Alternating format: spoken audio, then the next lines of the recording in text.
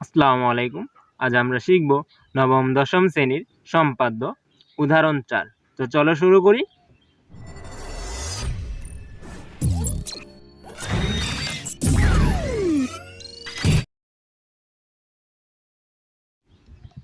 তো তোমরা খেয়াল করো, এখানে উদাহরণ 4 প্রশ্নে কি বলছে? প্রশ্নে বলছে যে এবিসি একটি ত্রিভুজ বা এবিসি ত্রিভুজের অ্যাঙ্গেল বি সমান 60 ডিগ্রি এবং অ্যাঙ্গেল সি সমান 45 ডিগ্রি এবং পরিসীমা পি সমান 13 সেন্টিমিটার।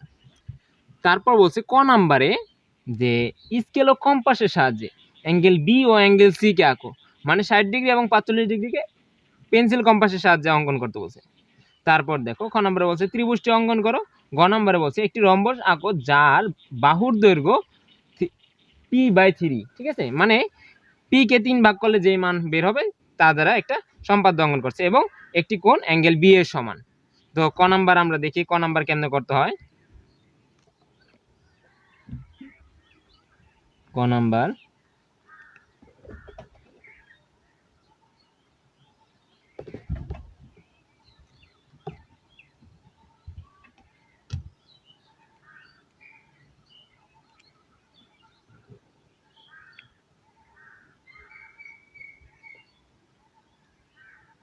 খেয়াল করো, এখানে 60 ডিগ্রি অঙ্কন করা অনেক সহজ, বাট 45 ডিগ্রিটা একটু তুলনামূলকভাবে কঠিন।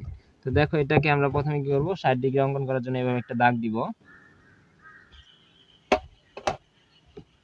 এখন আমরা যে কোনো একটা আনুমানিক বৃত্তচাপ কাটবো, এভাবে। তো যেই বৃত্তচাপটা কাটছি সেই একই মাপে সমান মাপে আমরা এখানে বসে এই বৃত্তচাপের উপর আরো একটা বৃত্তচাপ কাটবো এভাবে। তো যে জায়গাটা ছেদ করছে সেটাই কি 60 ডিগ্রি আমাদের। ঠিক আছে, তো এভাবে আমরা যোগ করে দিব। এটা আমাদের 60 ডিগ্রি অ্যাঙ্গেল বি। তো আমাদের স্কেল ও কম্পাসের সাহায্যে 60 ডিগ্রি এবং 45 ডিগ্রি অঙ্কন করতে বলছে। তো আমরা স্কেল ও কম্পাসের সাহায্যে 45 ডিগ্রি অঙ্কন করি। তো আমরা আরেকটা করবো, এভাবে দাগ টানবো। তো দেখো 45 ডিগ্রি মানে 45 ডিগ্রি বা 45 ডিগ্রি অঙ্কন করার জন্য আমাদের যেটা সবচেয়ে বেশি গুরুত্বপূর্ণ সেটা হলো 90 ডিগ্রি। তো 90 ডিগ্রি অঙ্কন করবো আগে, তারপর কি করবো 45 ডিগ্রি আঁকাবো। তো প্রথমে 90 ডিগ্রি আঁকাতে হলে আমাদের যে কোনো একটা আনুমানিক বৃত্তচাপ কাটবো এভাবে। ঠিক আছে, এখন এখানে এই বৃত্তচাপের উপর আমরা আবার কাটবো একটা বৃত্তচাপ, সেটা হবে 60 ডিগ্রি। দেখো এখানে যেটা কাটছে সেটা কি 60 ডিগ্রি, আবার যখন যেটা কাটবো সেটাও কি আরো 60। এখানে দেখো প্রথমে 60, তারপর কি কাটলাম 60 হলো 120। তো পরবর্তীতে যে 60 হয়েছে এই 60কে আমরা কি করব, সমদ্বিখণ্ডিত করব। তো পরবর্তী 60কে আমরা সমদ্বিখণ্ডিত করলে কি হয়, 30 হয়। তো আমাদের এখন কত পেলাম, 30 পেলাম। এখন 30 আর আগের কত ছিল 60, 30 আর 60 কত 90। তো দেখো আমাদের 90 ডিগ্রি হয়ে গেছে। এখন এই 90কে আমাদের কি করতে হবে, সমদ্বিখণ্ডিত করতে হবে। 90কে সমদ্বিখণ্ডিত করলে কি হবে, 45 হবে। সমদ্বিখণ্ডিত মানে কি, সমান 2 ভাগে ভাগ করা। তো সমান 2 ভাগে ভাগ কিভাবে করতে হয়, অর্ধেকের বেশি নিয়ে একটা বৃত্তচাপ, মানে অর্ধেকের বেশি নিয়ে এখানে বসে একটা বৃত্তচাপ কাটবো, আর একটা এই যে এই জায়গায় বসে ওই বৃত্তচাপের উপর আরেকটা বৃত্তচাপ কাটবো। তাহলে কি হবে, এটা সমদ্বিখণ্ডিত হবে।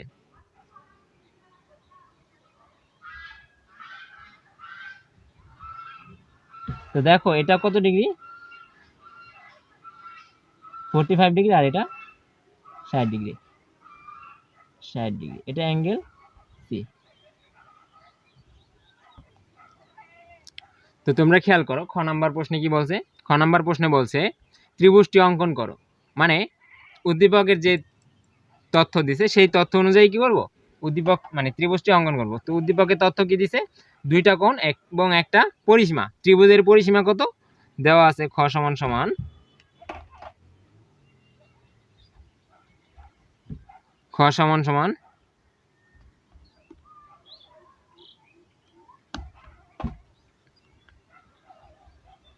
পি সমান 13 ডিগ্রি। কত ডিগ্রি, 13 ডিগ্রি।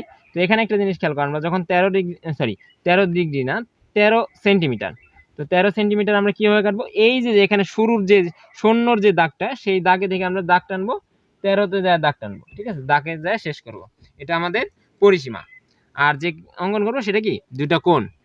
আর এই কোণের উপর ভিত্তি করে কি আমরা ত্রিভুজটা অঙ্কন করব। তো আমরা কোন দুইটা অঙ্কন করি? 60 ডিগ্রি অঙ্কন করা তো খুব সহজ।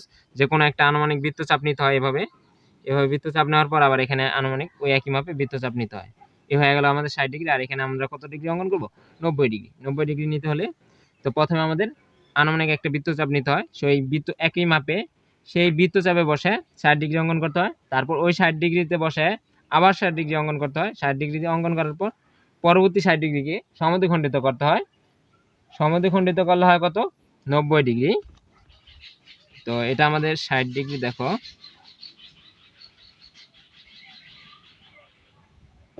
একটু মিস্টেক হয়ে গেছে। আর এটা কত? এই হয়ে গেল আমাদের 90 ডিগ্রি। এই 90 ডিগ্রিকে অর্ধেক করলে হবে 45 ডিগ্রি। তো অর্ধেক করতে হলে অর্ধেকের বেশি নিয়ে একটা বৃত্তচাপ কাটবো।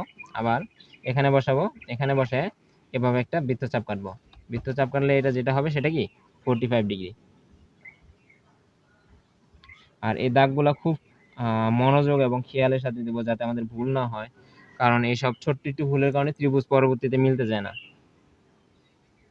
45 ডিগ্রি, 60 ডিগ্রি, এটা অ্যাঙ্গেল বি, এটা অ্যাঙ্গেল সি। তো এখন দেখো আমরা যে কোনো একটা রশ্মি নেব, আর চিত্র যখন আঁকাই তখন তোমরা খুব খেয়াল এবং মনোযোগ সহকারে দেখবা, কারণ চিত্রের উপর ভিত্তি করে কিন্তু আমরা ব্যাখ্যা করি। ঠিক আছে? তো ব্যাখ্যা যেহেতু করতে হবে সেহেতু আমাদের চিত্রটা মনোযোগ দিয়ে করতে হবে। প্রথমে আমরা তো এই যে পরিসীমা, এই পরিসীমাটা আমরা মাপ করে নেব। কি করব? পরিসীমা সমান মাপ নিয়ে এভাবে সমান পরিমাণে, স্কেলে তো আসবো না, সমান পরিমাণে মাপ নিয়ে এই মাপ নিয়ে এখানে কি করব? এভাবে সমান করে কাটবো। তো কাটার পর এটা নাম দিয়ে দিব। নাম দেওয়ার পর এক বিন্দুতে আমরা কি করব? এক বিন্দুতে আমরা অ্যাঙ্গেল বি সমান করে কাটবো, আর এক বিন্দুতে আমরা অ্যাঙ্গেল সি সমান করে কাটবো। তো বি সমান করে কাটি আমরা, তো আমরা অ্যাঙ্গেল বি সমান করে 60 ডিগ্রি কাটছি। আবার এখানে আমরা অ্যাঙ্গেল সি সমান করে আমরা 45 ডিগ্রি অঙ্কন করব। ঠিক আছে? এই যে আমাদের 45 ডিগ্রি অঙ্কন করা শেষ। তো দেখো আমাদের এই দুইটা কোণ অঙ্কন করার পর যেটা করব, এই কোণ দুইটা কি করব? আমরা সমদ্বিখণ্ডিত করব। কি করব? সমদ্বিখণ্ডিত। সমদ্বিখণ্ডিত মানে কি? সমদ্বিখণ্ডিত মানে সমান দুই ভাগে ভাগ করা। সমদ্বিখণ্ডিত মানে সমান দুই ভাগে ভাগ করা।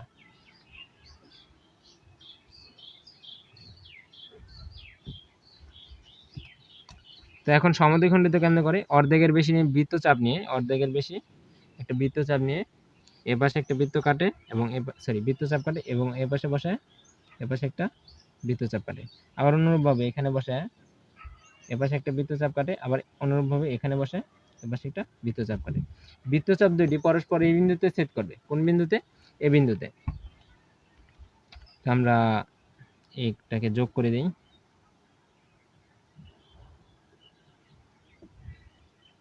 আবার এটাকে এভাবে যোগ করে দিই।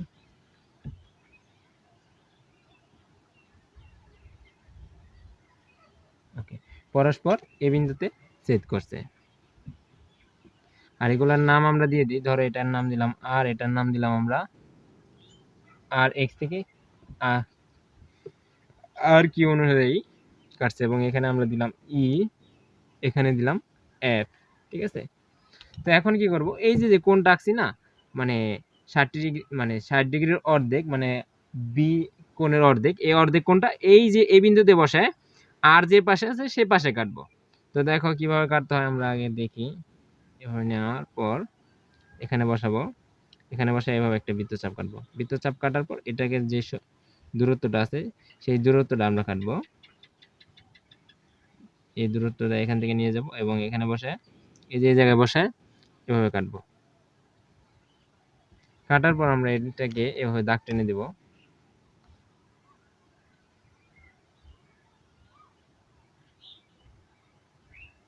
ধরো এটা বি বিন্দুতে ছেদ করছে। ঠিক আছে? বি বিন্দুতে ছেদ করে, কারণ আমরা এই কোণটা বি কোণ নিছি, এই কোণে যেহেতু সি নিচ্ছে তো আমাদের এখানে সি কোণে ছেদ করবে।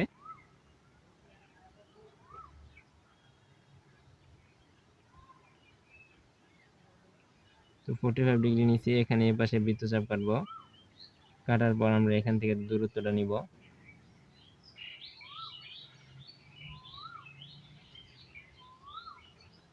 তারপর এখানে বসে আমরা বৃত্তচাপ কাটবো, সহজ। তারপর আমরা এখান থেকে এটাকে এভাবে যোগ করে দিব, খেয়াল করো।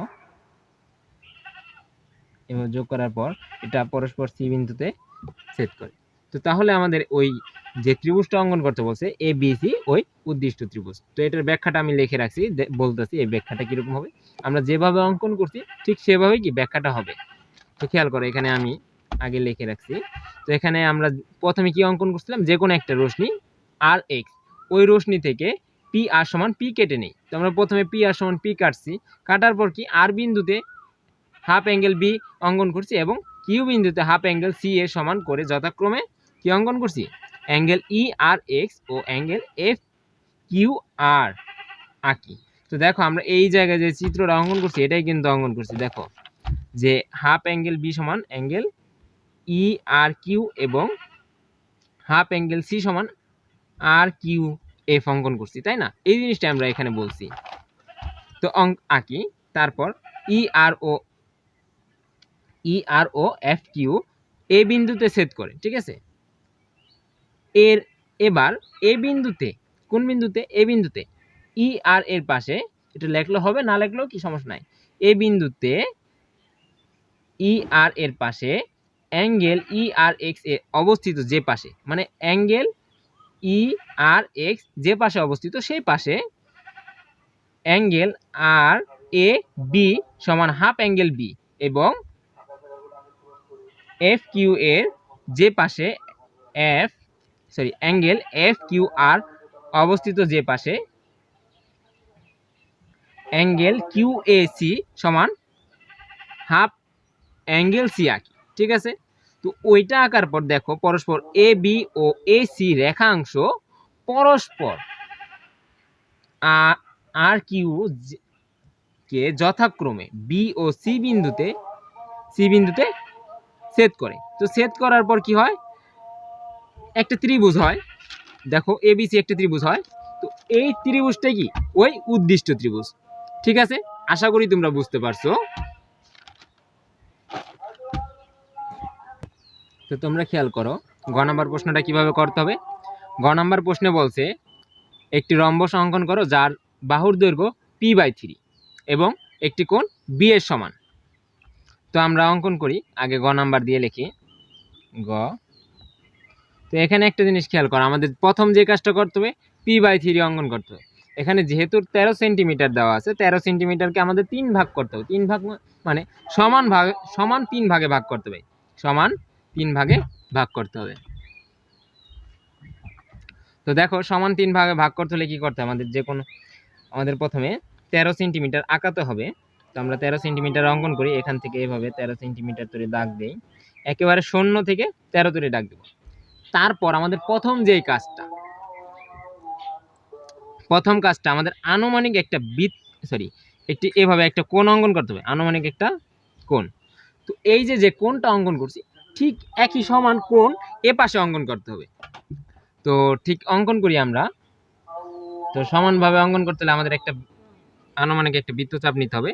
বৃত্তচাপটা দেখো প্রথমটা আমরা কোণটা উপরের দিকে অঙ্কন করছি, আর দ্বিতীয় যে কোণটা এ পাশে অঙ্কন করব সেটা নিচের দিকে অঙ্কন করব। তারপর এখানে যে দূরত্বটা আছে সেই দূরত্বটা আমরা নিব, সেই দূরত্বটা এখানে বসাবো, এখানে বসানোর পর এ জায়গায় কাটবো, কাটার পর এভাবে আমরা দাগ টেনে দেব। তো দেখো এই যে দাগ কাটছি, এখন দেখো এই উপরের কোণ এবং এই নিচের কোণ দুটোটা কি এক সমান। তো এখন আমাদের এই কোণটা আমরা আনুমানিক একটা মাপ নিব, এভাবে একটা বৃত্তচাপ কাটবো, একটা মাপ কাটার পর আবার এখানে একটা কাটবো। তো আমরা দুইবার কাটলাম না, এই একই মাপে এই উপরের কোণের যে বাহু বা দৈর্ঘ্য বা রাশি, এই রাশির উপরে যেভাবে কাটলাম ঠিক এভাবেও কি এই নিচেরটাও কি আমরা ঠিক সেম ভাবে একইভাবে এখানেও কাটবো, ঠিক আছে। তো দেখো এখন দুইটা এভাবে কি করব, যোগ করে দেব। এই উপরের প্রথমটার সাথে নিচের শেষেরটা বা দ্বিতীয়টা এবং উপরের শেষেরটার সাথে নিচের প্রথমটা কি করব, যোগ করব। তো দেখো এভাবে যোগ করলে যে জিনিসটা হয়, আমাদের এই 13 সেন্টিমিটারকে সমান 3 ভাগে ভাগ করা হয়। তো আমরা এই কাটা দিয়ে আমরা চেক করতে পারি। কাটাটা আমাদের শুধু একমাত্র এই কাজেই লাগে, অন্য কাজে কি লাগে কিনা আমি ঠিক জানি না। এটা কম্পাস দিয়েও চেক করা যায়। ওকে, আমাদের সমান 3 ভাগে ভাগ করা হয়ে গেছে। এখন কি করব, আমরা রম্বস অঙ্কন করব। কি অঙ্কন করব? রম্বস। তো আমরা জানি রম্বসের 4 বাহু সমান এবং 2 কোণ সমান থাকে, ঠিক আছে?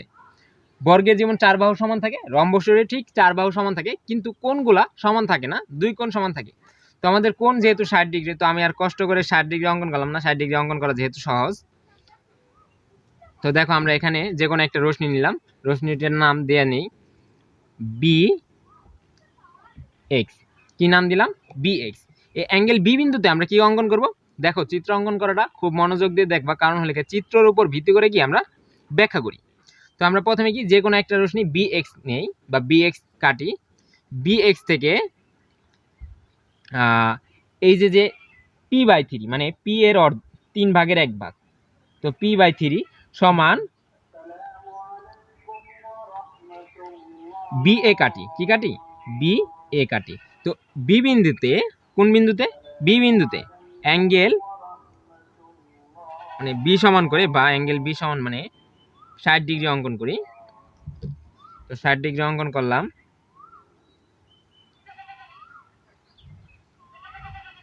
ষাট ডিগ্রি অঙ্কন করার পর এখন আমরা যেটা করব, এ বি সমান আমরা বিসি কাটি। এ বি সমান বিসি কাটি। তারপর এ বিন্দুতে ও সি বিন্দুতে একই মাপে বা পি বাই 3 মাপে দুইটা বৃত্তচাপ কাটি। বৃত্তচাপ দুইটি পরস্পর ডি বিন্দুতে ছেদ করে। পরস্পর কোন বিন্দুতে ছেদ করে? ডি বিন্দুতে ছেদ করে। এখন আমরা কি করব, ডি ও সি, দুঃখিত, এ ও ডি, সি ও ডি যোগ করি। এ ও ডি ও সি ও ডি যোগ করি। এখানে লেখার টাইমে কমা দিয়ে লিখতে হবে। এ ও ডি এবং সি ও ডি যোগ করি। তো আমাদের এ বি সি ওই উদ্দিষ্ট রম্বস। তো তোমরা খেয়াল করো, এটার ব্যাখ্যাটা আমরা যেভাবে করব, ব্যাখ্যাটা আমরা চিত্রটা যেভাবে অঙ্কন করছি ব্যাখ্যাটাও ঠিক সেভাবেই করব। তো এখানে খেয়াল করো, আমরা প্রথমে বি এক্স যে কোনো একটি রশ্মি থেকে এ বি সমান পি বাই 3 কাটি, ঠিক আছে? তারপর বি বিন্দুতে অ্যাঙ্গেল এ বি ই সমান 60 ডিগ্রি অঙ্কন করি। তারপর বিই থেকে বিসি সমান এ বি নেই, ঠিক আছে? তো আমরা যেভাবে চিত্র অঙ্কন করছি এতখানি তাই লিখছি।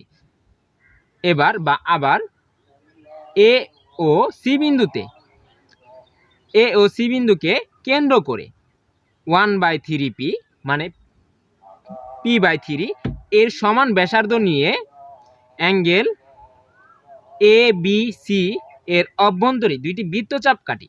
অভ্যন্তরে মানে ভিতরের দিকে দুইটা বৃত্তচাপ কাটি। ঠিক এই যে বি বিন্দু, এই যে এই পাশে দুইটা বৃত্তচাপ কাটি। এখানে বসে এ বিন্দু এবং সি বিন্দুতে বসে এই দুইটা বৃত্তচাপ কাটি। বৃত্তচাপ কাটার পর বৃত্তচাপ দ্বয় পরস্পর ডি বিন্দুতে ছেদ করে।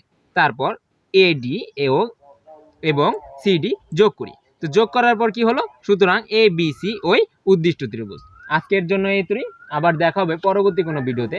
তবে আমার ভিডিওতে যদি কোনো ভুল ত্রুটি থাকে অবশ্যই ক্ষমা দৃষ্টিতে দেখবেন, আর পারলে সেই ভুলগুলোকে কি সংশোধন করে দিবেন।